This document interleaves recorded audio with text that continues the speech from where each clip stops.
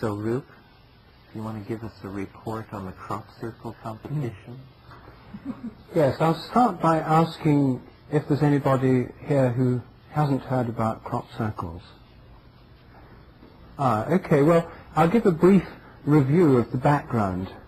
The reason why I'm going to talk about this competition for crop circle making is that this competition took form in discussions between the three of us exactly a year ago right here at Esalen, and it's something which has taken place last month in England, and I'll tell you about it. But first, a brief summary of the whole thing. In 1979, a new phenomenon began to occur in southwestern England. In 1979, the first observed crop circles appeared.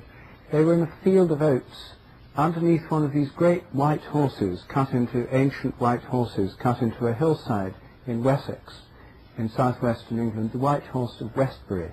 And in this oat field, under the gaze of the white horse, a large, perfect circle appeared in the field of flattened crop. The crop was flattened. Now, crops are often flattened by wind. It's called lodging, cereal crops. But this was so perfectly flattened, and the spiral swirling of the grain was so remarkable that it caused considerable interest. The place it happened was a couple of miles from one of the major UFO sighting points in southwestern England, and was immediately taken up by the UFO community in Britain, who thought this must be some landing pad in the field. And then another one appeared that year. So it attracted a little interest among UFO followers. The following year, 1980, there were 7 or 8 of these circles in southwestern England, most of them near ancient formations like Stonehenge and these white horses on hillsides. The year after, there were even more. By the mid-80s, there were something like 50 or 60 occurring every year, and the patterns were beginning to change, not just circles, but circles with satellite circles equally spaced around them. And by the late 80s, they were having circles with rings around them, and then further concentric rings, and these were quite large, 100 feet in diameter, 150 feet in diameter. They're called corn circles, because they were mainly circular to start with. In England, the word corn doesn't mean what it means here. It means any cereal crop. We don't grow maize in England very much, so it's mostly wheat, barley, and oats, especially wheat and barley. Well, as this attracted more attention, it got into local newspapers, the media began to pick it up, the mystery of the crop circles began. And the first theory that was put forward, apart from the UFO theory, was put forward by Dr. Terence McKenna, a meteorologist, who claimed that these were formed by a special kind of vortex or whirlwind. And for quite a number of years, this was the main theory that those who can't tolerate the mysterious adopted. So this was the sort of scientific theory. However, as the circles proliferated, as they started getting satellite circles and rings, and then as rows of circles began to appear in fields and ever more complex formations, Meaden's plasma vortex theory had to be elaborated to account for this proliferating variety of formations. And of course, the biggest difficulty he had was explaining why, if this was a purely natural phenomenon, why the numbers seemed to be increasing, so why people hadn't seen them in the past, and why they were confined to these sites near Earth mystery points in southwestern England. Well, then a breakthrough occurred. By 1990, the number of these formations had reached about 800 per year, and still largely confined to England, although a few had begun to appear in other countries like Australia and Canada, and 1 or 2 appeared in the Midwest in the United States. And by 1990, entirely new formations appeared, dumbbell-shaped formations, 2 circles joined by a line, then with satellite rings and circles, and half circles along the edge, pictograms they came to be called. Quite a number of pictograms appeared, large ones, huge formations in fields. By 1991, the size and complexity of these pictograms had increased quite remarkably. And last year, the season ended in August with an extraordinary formation, which was unmistakably and with remarkable clarity the Mandelbrot set. One of these fractal pictures appeared in a wheat field just south of Cambridge. Well, by this stage, the whole of Britain was riveted by this phenomenon. The Queen was taking books on crop circles to Balmoral Castle for her Christmas reading. Prince Charles was taking an interest. The media were full of stories. Local newspapers in southwestern England were producing weekly guides to crop circles in the location. Farmers were beginning to, instead of regarding this as annoyance, were turning it to profit as a form of rural diversification and charging £1 to go in. And the number of hypotheses was proliferating rapidly. There was, of course, the whirlwind hypothesis becoming ever more elaborate and ever more unbelievable as these phenomena became increasingly complex. There were various other phenomena, the migrating hedgehog theory, the plant pathology theory, that these were due to some kind of fungal disease that appeared in patterns, variants of the alien theory, that these were patterns beamed down from space, the high technology military experiment theory, that these were things carried out by American or British secret weapon development teams involving satellites, lasers, and so forth. The Gaia theory, that they were communications and warnings from Gaia herself. The Earth Mysteries theory, that they were somehow connected with these ancient places, and indeed this year has taken a new development. Several people, including Dr. Meaden himself, have proposed that Stonehenge, Avebury, and other great stone circles were in fact originally crop circles, which so amazed people at the time they put stones there to mark where they were, thus neatly accounting for the close proximity of crop circles to these ancient Earth mystery spots and ancient megalithic sites. And then there were a variety, by last year, of hoax theories. As these phenomena proliferated, the skeptics switched their allegiance from Dr. Meaden's plasma vortex theory. No one had ever seen a plasma vortex, but they hadn't worried the skeptics when it seemed that this was the best way of explaining the phenomenon away.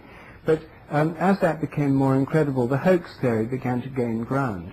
By last year, 1,000 of these were appearing per year. In the peak season in July, sometimes as many as 8 or 9 were appearing any given night. And so then this raised the question of who could be doing it if it was a hoax. Then there was a proliferation of hoax theories, this rapidly leading into this slippery ground of conspiracy theory. The CIA was one obvious candidate.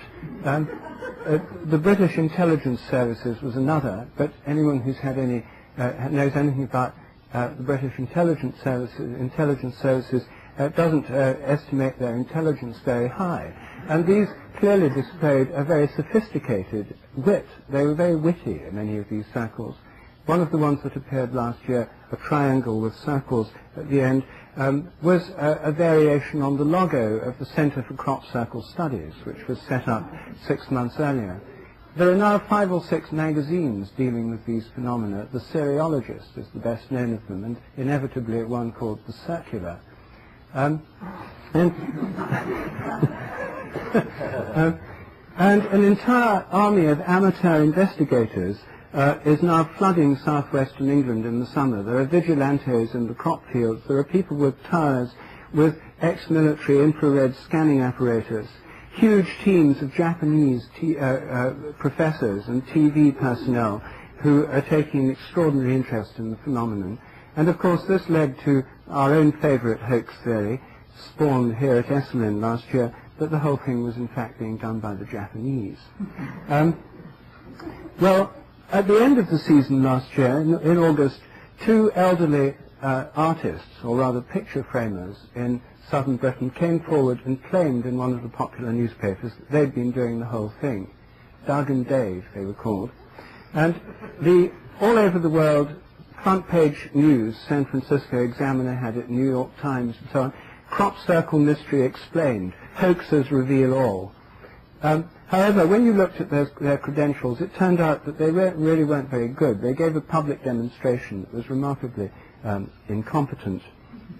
They had there was no other reason for believing them other than their word. Of course, skeptics are very credulous when it comes to the claims of hoaxes, and they believe everything they say. But if you think about it, it doesn't really make sense to believe everything a hoaxer says. It's rather like the Cretan paradox that Plato brought up. If somebody says, "I am a liar," do you believe him? Well, the hoaxers in the end claimed to have made about 30 of the formations last year and the year before. That left something like 970 unexplained. So the entire phenomenon was at this state this time last year.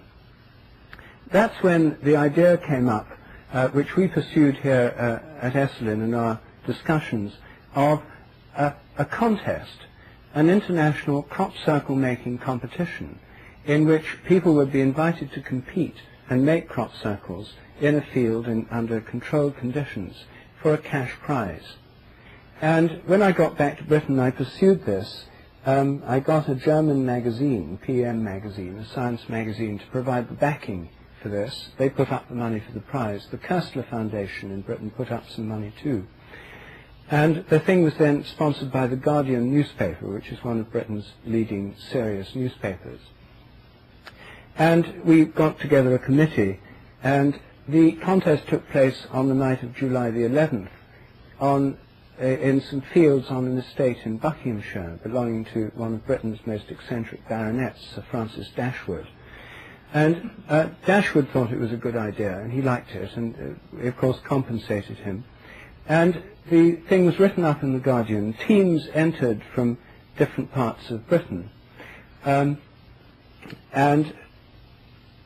the contest occurred on a particular night. They were sent a fixed design in advance, containing features believed to be difficult to hoax. For example, rings of flattened corn around a centre which was not flattened. So you'd have say a 20-foot ring, a diameter ring, around an unflattened centre. And of course this is difficult, because to make a ring artificially you have to stand in the middle or put a post in the middle, and that should leave a mark. So the idea was to do it without leaving a mark. Well, the teams showed up on the night. The hours of the contest were from 10 p.m. till 3:30 a.m. in this field, so they had to register by 9:30 p.m. We had a tent in the field, a marquee, and at 9:30 these small groups began to materialize from the gloom, and they were an extremely varied group of contestants. One team was led by well, there was one team of Cambridge undergraduates who claimed to have done the Mandelbrot set, a claim they later retracted. They only said that in order to get a place in the contest, because they thought it would intrigue us. There was another team who we had a fax that day from the Wessex Skeptics, one of the local skeptic organizations allied to PSYCOP in the United States, who have done a lot to try and debunk crop circles. And they didn't enter for it. But there was a team of alleged skeptics who did enter, and they sent a fax to make us aware of the fact that this team of skeptics were in fact hoax skeptics and were not connected with the real ones. Then one team arrived in silver boiler suits flecked with grey, which was supposed to afford camouflage during the night hours. Others arrived with various combinations of ladders, ropes, planks, bits of PVC piping. And the most unusual team consisted of two middle-aged ladies with a large Pyrenean mountain dog about this size called Yeti that had been trained to pull planks through the crop. Well, the teams all set to work at 10 o'clock. They were allocated a plot in the field. They had a fixed design. They all had to make the same design. They worked through the night, and then they had to check out when they'd finished. They were extremely silent. They disappeared into the field, and within quarter of an hour, you could hardly tell there were 50 or 60 people out there making crop circles. Hardly any of the teams used lights. Then in the morning, aerial photographers, we had aerial photography with a helicopter. The judges moved in, went through the fields and examined them. There was a BBC radio broadcast that very morning, the Sunday morning, which was a special edition of their farming program called On Your Farm, which has about 1 million listeners in Britain. It was an absolutely hilarious program as the reporters were there in the fields giving this live broadcast as the helicopter went over to take the aerial photographs. And it even had a flashback as one of their reporters was in the field at 2 in the morning, and as he whispered into the microphone, "I'm now in the field at 2 in the morning. There are about 50 people somewhere here making crop circles." And then it was discussed by a variety of farmers, Dashwood and others, on the program. I have a tape of that. It's an absolutely hilarious program. There's no time to play it tonight, though. Then the judging took place. The winners were selected. The winning team, in fact, consisted of 3 young men who were helicopter engineers from Somerset in western England. The second prize went to a young American who did it all alone. The third prize went to the Cambridge undergraduates. And the other contestants some of them were pretty good. The standard was very high, much higher than some of us had expected. It showed that crop circles, many of them could be hoaxes, but of course it didn't prove that they are hoaxes. The fact that you can forge a $20 bill doesn't prove that all $20 bills are forgeries. So it left that question open. And given the peculiar and tricky nature of this phenomenon, it was some surprise, but not that great a surprise, to find that on the very night of our contest, when all the entrants in it had perfect alibis, no fewer than 3 major crop circles appeared elsewhere in Britain, one of them in a field just across the hill from where the contest was taking place, about a mile away. So that's the state of the art in crop circle studies. The crop circles are still appearing. Hundreds have appeared this year. The designs vary. There are a lot of smallish circular ones have appeared this year. But no one quite knows what's going on. There have been several conferences on this. The media are extremely interested in the whole phenomenon. Our competition was covered in all the major newspapers in Britain with very good aerial photographs. If any of you want to see a good picture of it, there's one, next week's issue of New Age magazine will have a story on this with a photograph. And so the whole thing is still a mystery. The phenomenon itself is completely mysterious. It's like a koan. Everything you think that will explain it is somehow refuted by something else. There's no, even this hoax hypothesis, which the skeptics most like, is itself unsubstantiated by evidence. No one's ever caught hoaxers doing it. No one's ever explained who they might be or what their motivation might be. And so that, although to many people it seems the most reasonable explanation, is itself entirely speculative. So there's something extraordinarily elusive about this phenomenon. The whole thing just continues, and each year brings its surprises, and the mystery remains unresolved. So that's just a brief summary of the state as it is at present. Well, it seems like the most interesting thing was that you were able to satisfy yourselves that, as you said, the quality of the work was higher than anyone expected. So presumably we'll no longer be hearing that these things could not be made by human hands or defy rational understanding. What about the people who claim to measure special forms of radiation and electromagnetic?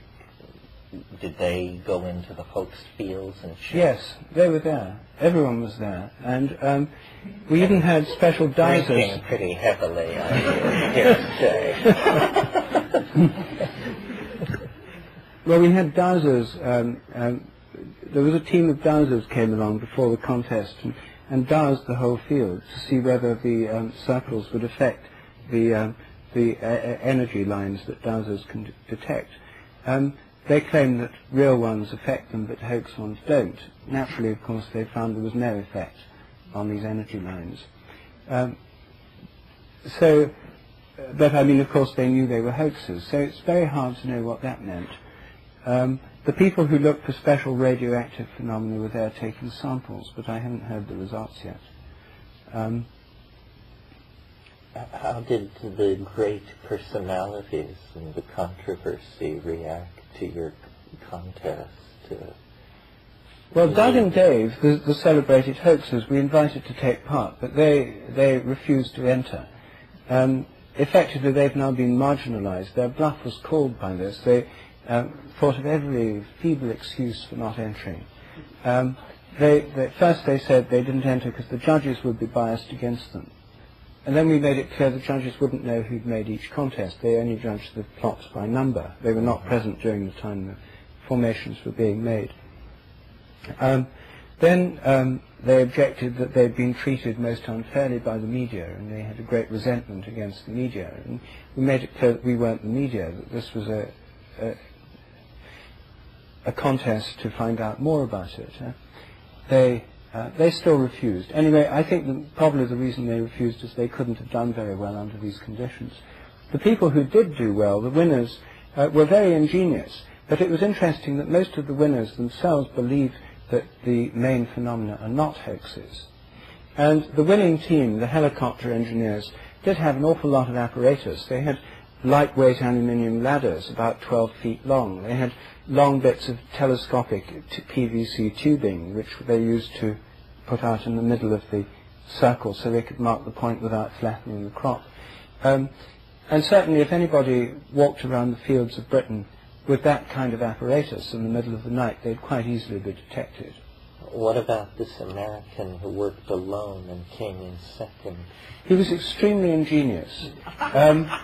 He had a fair amount of apparatus. He had a roller, some ropes, strings, planks, and surveying apparatus.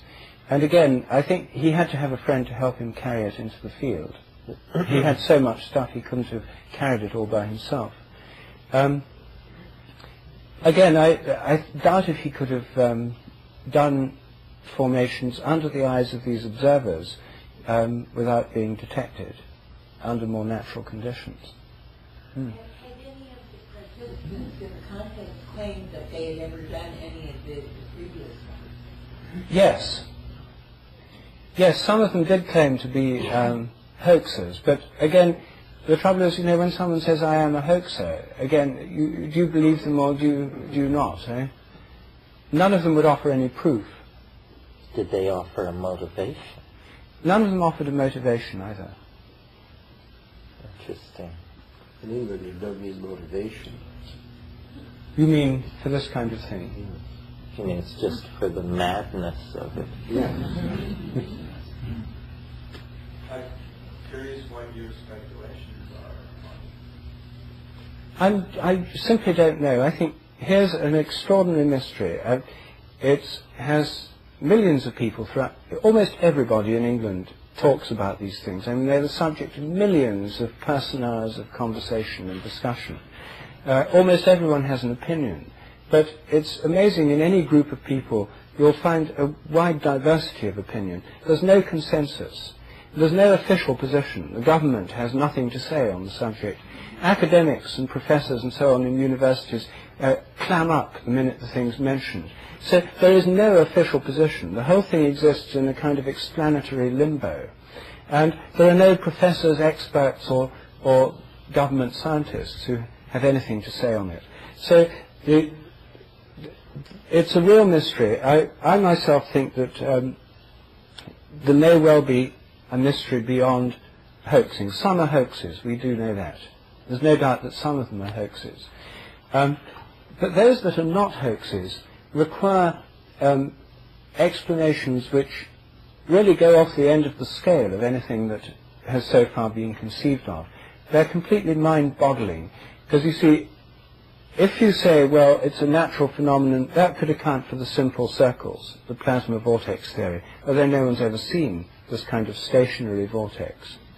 When you get to the designs, then these involve a degree of intelligence, of sophistication, of evolutionary formative process, which is way beyond anything that's been conceived of. I mean, they could be something like poltergeist phenomena of the collective unconscious, or something like that.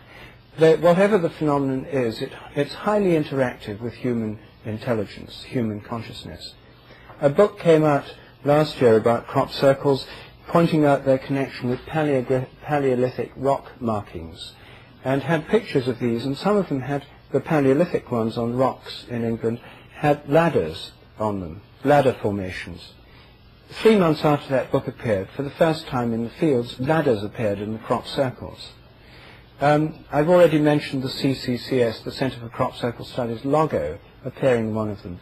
The Mandelbrot set appeared on August the 12th, 1991, and in the Cereologist magazine, which incidentally is a very good read, I recommend it, a letter was published in the last issue by somebody drawing attention to the fact that on August the 12th, 1990, a year to the day beforehand, a letter had appeared in the New Scientist magazine saying, crop circles have evolved to a remarkable complexity. How long will it be until we see a Mandelbrot set? Now, if we have a non-human intelligence at work here, it subscribes to the New Scientist. And so this requires a degree of interaction with human consciousness, which it's hard for most people, including myself, to conceive of. These are not just blind natural forces. If these things are mysterious, there are mysteries so mysterious that they go way off the scale of anything we know about.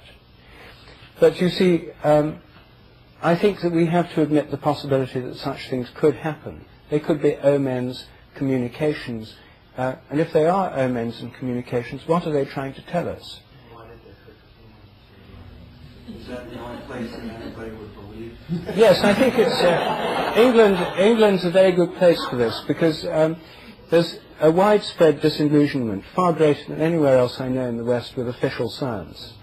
And there's a great openness to the idea of mysteries, earth mysteries, ancient places having powers associated with them that we don't understand, ley lines, geomancy, dowsing, a tremendous popular interest in all these subjects. And the other thing is the phenomena undoubtedly have a sense of humour, which appeals to a lot of people in England. So it's a good place for them to have started. But why England? Why? I mean, nobody knows. Yes. With the increased number of these showing up, has there also been an increase in sightings? UFO sightings? Yes. No, the correlation between these and UFO sightings has been, there's not much correlation. Sometimes people see blue lights and hear strange noises in fields where crop circles are appearing. But it's not known quite what that means. And all sorts of strange things happen in association with the crop circles. There's three of us here, Joel, Ralph and I, were part of one of these. We went to see, Ralph was visiting England last summer. We went to see some crop circles near Avebury. There were some quite big formations in the field. I got involved, incidentally, because my professional expertise is in crop physiology. When a crop is flattened and the crops respond to flattening, that's crop physiology. So I was invited by the people investigating them to be involved, not because of my interest in morphic resonance, but because of my more conventional agricultural expertise. Anyway, we went to see this formation. We looked around them. We'd seen the formation. It was a hot day. We sat in the middle of one of these circles. We were sitting talking, the three of us, and then we lay down to have a rest. Jill said, it would be awfully easy to do one of these things without anyone knowing. No one would possibly detect us here. And just as she finished speaking, there was a distant buzz in the air. And then a helicopter got nearer and nearer. On the side of it, the words, police. And it was quite clear they were looking at us. And it landed in the next field, and we went to see what was happening. Then a police car came down a lane there, rushing to the spot. More policemen jumped out. We found ourselves surrounded by the police. I then tried to explain to them that we were investigating this phenomenon, that Ralph was a professor of chaos at the University of California.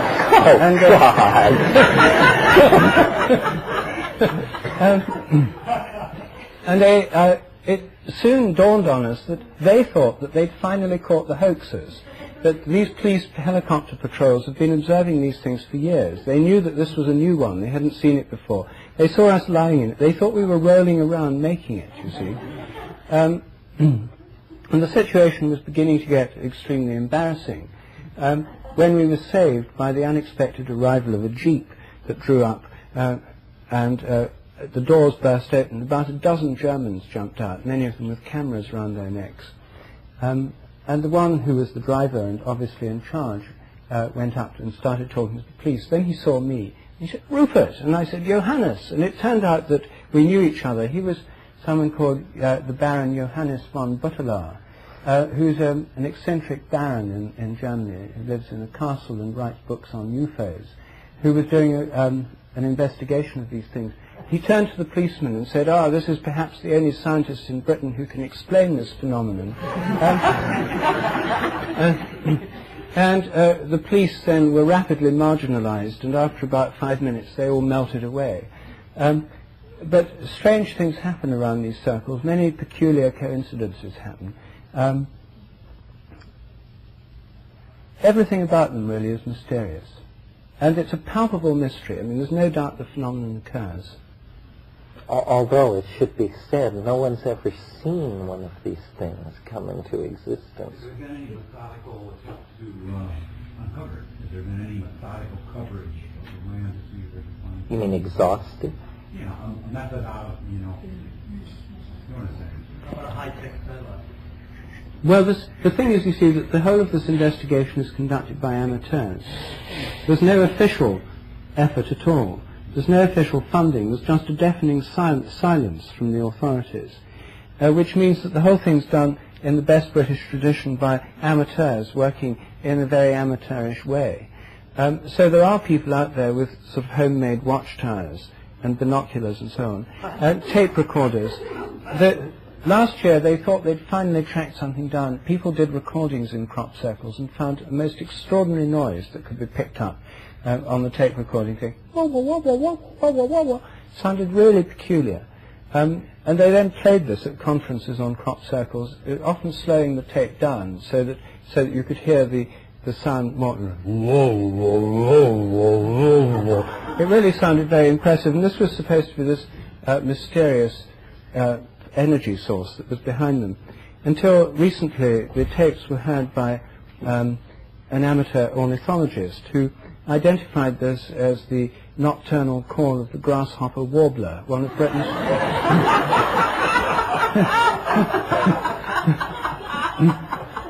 one of Britain's shyest birds,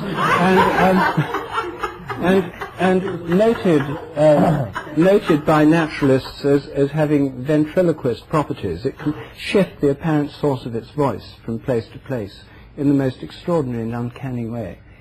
So that mystery was solved, but it still left hundreds of other ones unsolved. You just mentioned that somebody saw lights and they heard noises, and yes. Did you go to investigate that? Oh, they did, yes. There are lots of people out there with video cameras and so on trying to capture these things on film. But the interesting thing is that they usually happen when there are teams there all night. The Japanese had a team of 60 people last year surrounding one of the fields where these things occur most commonly. And they had all this infrared apparatus, professors of electronics and atmospheric physics and so on, hundreds of them, well 60 of them anyway. And they were there for, I think, 2 weeks, and they didn't see anything. On the last night, there was a heavy morning mist over the lower part of the field, and they were all there waiting. They saw nothing all night. When the mist rose in the morning, there was a huge and perfect circle about 200 yards from where they were. This is a strong argument that the Japanese are doing.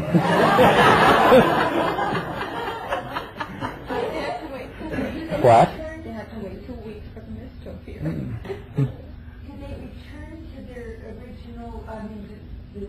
grass rise up again, or the grain rise up again after a year or a month or what? Well, when you flatten the stalks of any grass, any cereal, the nodes bend and the thing bends up again as long as it's still green. It doesn't happen in a mature. Sort of break.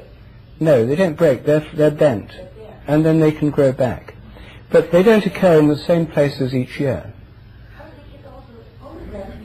There's a book of them, or how do you get photographs? Well, there are dozens of amateur aerial photographers, and the air is thick with these aerial photographers in the season in southwestern England. Lightweight planes going over photographing these fields. I think it's interesting that the other crop circles appear in, what was it, the Midwest of America and Australia. These are also English-speaking countries. Like they don't appear in any other countries like Spanish or whatever, or Egypt. They do. A few do.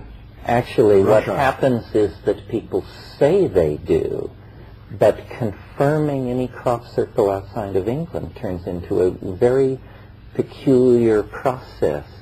I think it should be considered largely confined to the British Isles. These claims of crop circles in remote parts of the world are absolutely fraught with the specious.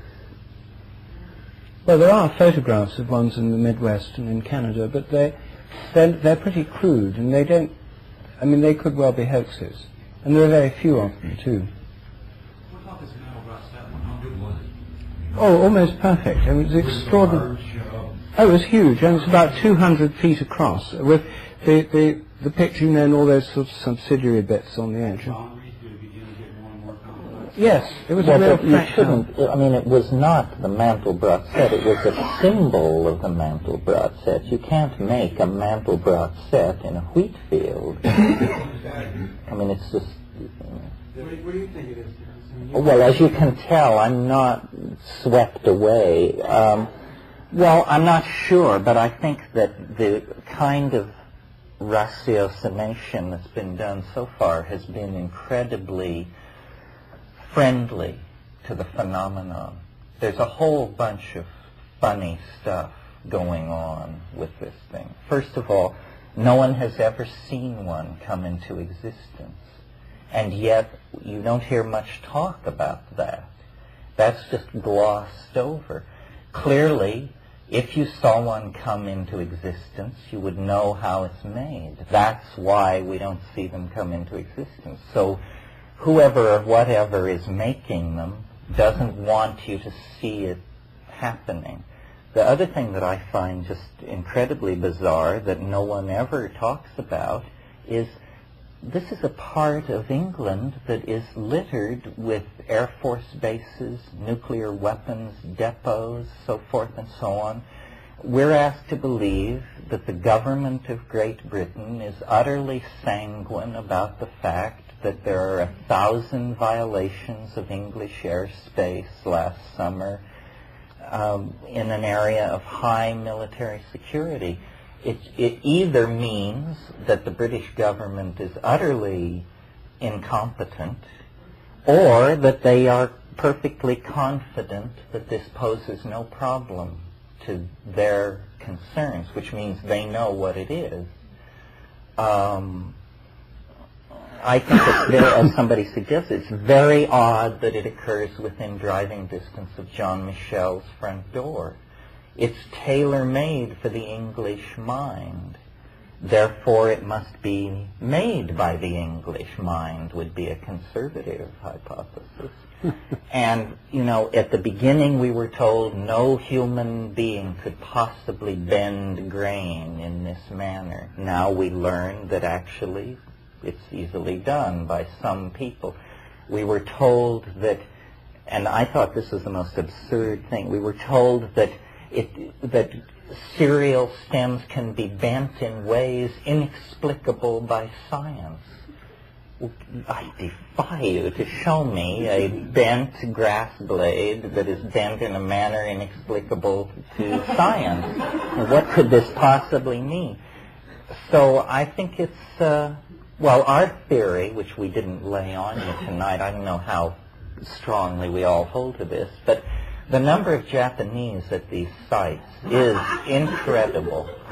The amount of interest that the Japanese media have lavished on this thing seems all out of proportion. So, we have a phenomenon. It is very weird, so the explanation is going to be weird. But before we believe that, the Rigelians or the people who built Stonehenge are sending us a message, it seems reasonable that this is some kind of semiotics experiment being carried on by a very alien but human mind. Guess who? And that it's essentially a study of how the Western mind reacts to certain symbols.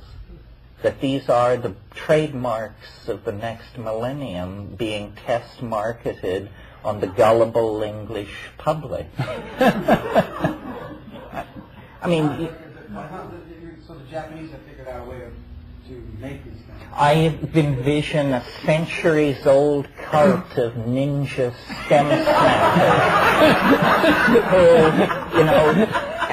at a given hand signal from their chief can drop their minoltas, rush into the field, and in a few minutes, because the famous story that's always told is the story, as Rupert told it, about this Japanese team, and they studied, and they had infrared, and then lo and behold, in the field behind them, this fantastic crop circle occurred while they were all supposedly looking at the field in front of them. So then this is told as a humorous story about the ways of the mysterious force that builds the crop circles. But it sounds to me like a story about how the Japanese do this. They direct their own and hence everyone else's attention at point A. Then the ninja stem snapping team launches its attack, and there you have this great mystery. That's what Rupert did when he was conducting his contest. Wasn't he conducting his contest and the next morning over in the other field? Wasn't there? Yes. Well, it was the ninja stem snappers thumbing their nose at... No, I have no idea. I think it feels like a disease in language or something. The problem is not the cereal crops of England. The problem is our own powers of observation and description. You're not taking this... He's aging. As seriously. Rupert described this as a palpable phenomenon, and I guess maybe the UFO phenomenon is less palpable. Is that accurate? Well, I liked it when it was... I went along with it for a while, but then, you see, I never have seen a crop circle. Ah. So I was relying on the couldn't be done by human hands. These statements were made by the experts, the John Michels and these people. They said all these things over and over in print. I don't know what they say now that Rupert has secured the fact that, in fact, Americans and helicopter mechanics, not two sets known for their perspicacity, are perfectly capable of making convincing crop circles. I haven't heard what John Michel says, but it's, the breathless true believers always rush forward into the abyss and proclaim could only be done by the plebeians or somebody else. I think it's fraught. And I notice, none of us have rushed to proclaim it a direct communication with the overmind. Well, wait a moment. Oh, you do? Well, I think it's worth considering. Well, that's not exactly a ringing endorsement. How conservative you are in this regard, at the same time as exhorting people in your books to go out and accept the existence of the transcendental other.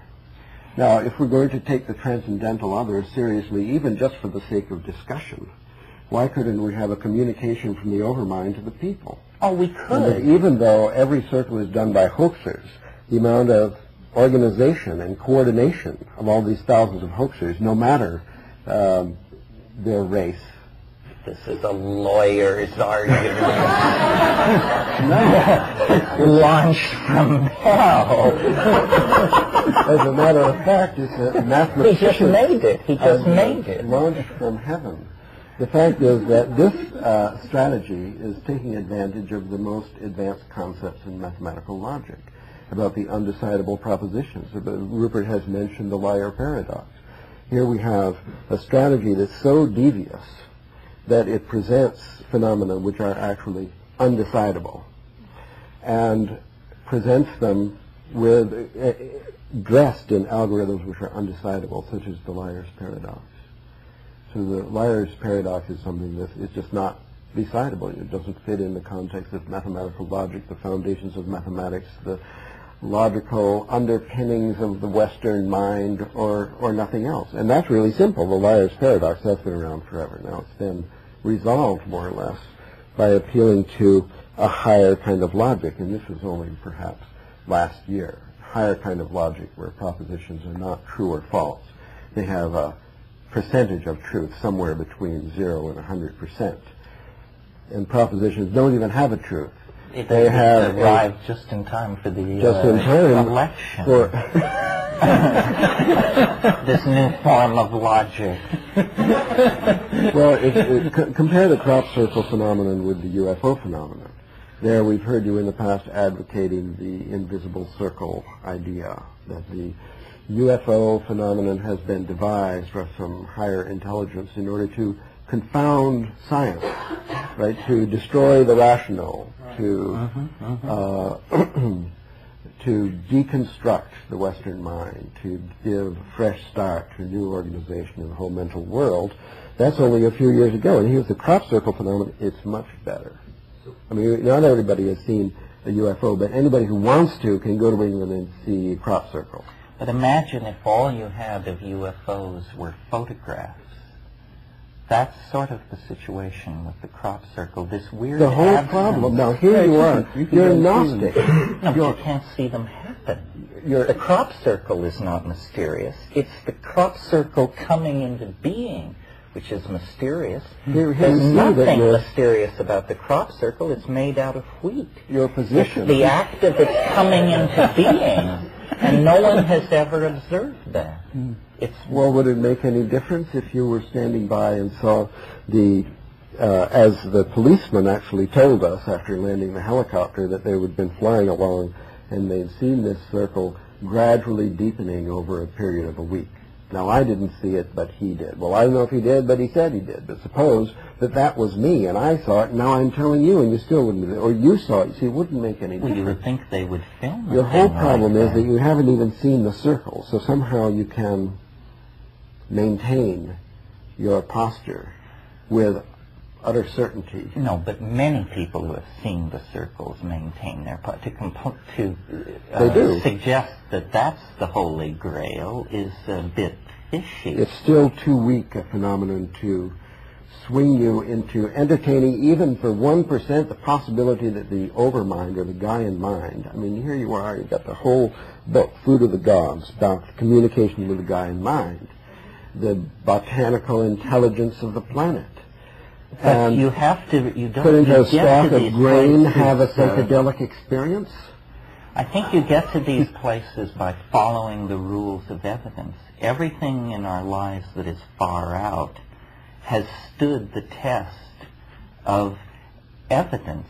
There's many far out things which we dismiss as hokum. We dismiss these things as hokum because they have no evidentiary power. And there's something fishy about this. I can agree 1%, 2%, but in fact it's an incredibly unrobust phenomenon. If it's I didn't realize you were a slave of science. Oh no, I am. The good stuff is real. We're going to dismiss as hokum anything that doesn't fit the current paradigm. Then there's no possibility. No, not anything. Just this. This has a funny smell to it.